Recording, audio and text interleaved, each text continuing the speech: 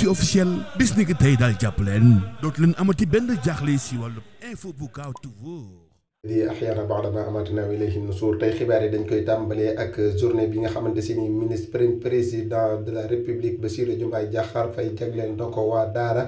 journée boobu nag war a doon alxamis bii di ñëw ki nga xamante si ni mooy ministère de l'éducation li tax mu jukk dem ci kër diine yépp waxtaan ci ak ñoom mooy ngir journée boobu mu leeral leen ci li nga xamante si ni mooy dëgg-dëgg mbir mi li ko waral ak yan gis-gis la président am ci daara ba tax mu bëgg a taxawal journée boobu ngir am yenn yum ca waxtaanee.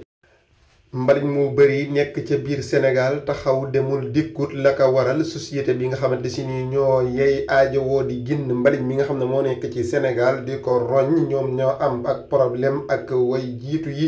mooy ñi nga xamante si ni ñoo nekk ca bopp réew ma la ko waral mooy 18 milliards lañ wax ne yoral nañ leen ko kooku di Balla Moussa Fofana nga xamante si ni secteur bu ni mel da ca yëngatu moom nee na dinañ def seen kemtulaay kattan ba état fay leen seen 18 milliards ñu tàmbaliwaat liggéey bi nga xamante si ni moo fa nekk. kon nag liñ mën a jàpp mooy la nekk ca dëkk ba ca am mbalit bëri na lool nag la ko waral mooy société boobu ñoo bank seeni loxo ci juróomi fan yi weesu lank ne duñ laal benn mbalit waaye la ci gën a doy waar mooy benn camion duñ ko taal ngir mën a jëm ci liggéey boobu.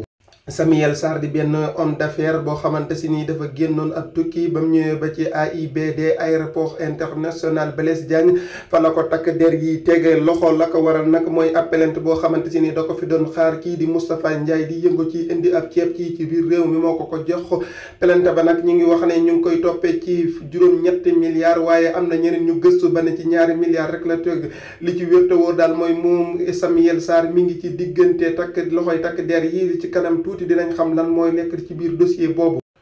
Ousmane Sonko dajale woon na député yi nga xamante si ni ñoo war a dem ca assemblée nationale mu bokk ci ñi nga xamante si ni ci aw këyitam lañ jaar ba àgg foofa ba mu leen dajale nag wax na leen lan mooy rôle député waaye nag soññ na leen xam leen na leen peuple bi rek mooy li nga xamante si ni moo leen fa yebal moom ngeen fa war a teewal waaye bu dul loolu jàllee tamit ñu waaj budget 2025 bi xam ne buñ ne tàbbeet ci biir assemblée nationale lañ war a njëkk a lijjanti loolu ca la bokk te kenn ku ne na nga fi toggal réew mi nga xamante si moo la fa toogal bañ fa nekk di waxi kaneen loolu nag Ousmane Sonko yëkkati na ko teg ko ci kaw député yi nga xamante si ni ñoom ñoo jaar ci aw xëtam ba dugg foofa ca assemblée nationale. député yooyu nag di représenté askanu Sénégal foofa ca assemblée nationale la ca ëpp nee nañ ay jàngalekat lañ jàngalekat yi kon nag nangu nañ jippe assemblée nationale ba war faa doxal ñoom ñu ngi toll ci 26% buñ koy xayma ci jàngalekat ya fa nekk waaye ka ca gën a doon ndaw ci député yi nga xam ne ñooy représenté askan wi ci assemblée nationale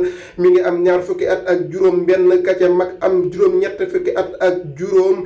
macha allah yàlla na ko yàlla gën a guddal fanam waaye loolu mooy li nga xamante si ni mooy ñi nga xam ne ñoo war a taxaw askan wi foofa ca assemblée nationale pencum ndayu réew mi. lamb jooju amoon foofa ca Sénégal dox ci diggante Modou Lo ak Siteu ginnaaw ba lamb ja jeexee Modou Lo jox nañ ko victoire bi ci ay avertissement yu bëri yoo xam ne Siteu am na ko ca biir boobu la combat waaye Siteu nag la muy wax ne mooy doog victoire boobu ñu jox Modou Lo d'accord ci ba tax na ma ngay dugal ab recours-am ngir ne moom daan na Modou Lo ca wetu saaku ya ginnaaw ba mbaggi Modou Lo yi taqe ripp ak suuf moom Siteu loolu la xamle ba tax na dugal na ab recours-am ginnaaw loolu nag moom Siteu ma ngay tëkku Balla Gaye ne fii ak 1 mois pare ne ngir bëreeg moom man ma jàpp ne mbër mii dafa toll ci lijjanti alal wala dafa am ku mu yoreel bor ba koy lijjanti moo tax muy tegale combat yi